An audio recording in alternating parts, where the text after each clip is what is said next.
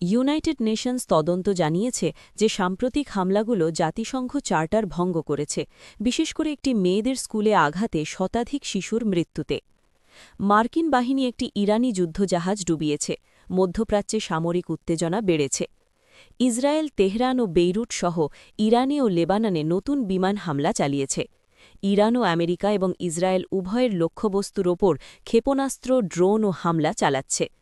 যুক্তরাষ্ট্র ও ইসরায়েল প্রায় ২,০০০ টার্গেট লক্ষ্যবস্তুর ওপর আক্রমণ চালিয়েছে। আমেরিকার ভূমিকা ও ক্ষতি: কমপক্ষে ৬ জন মার্কিন সেনা নিহত হয়েছে ইরানের প্রতিরোধের ফলে। মার্কিন সামরিক দলে ব্যাপক টহল, জাহাজ, বিমান ও নৌবহর মোতায়েন করে ইরানের বিরুদ্ধে চালানো হচ্ছে আগ্রাসন।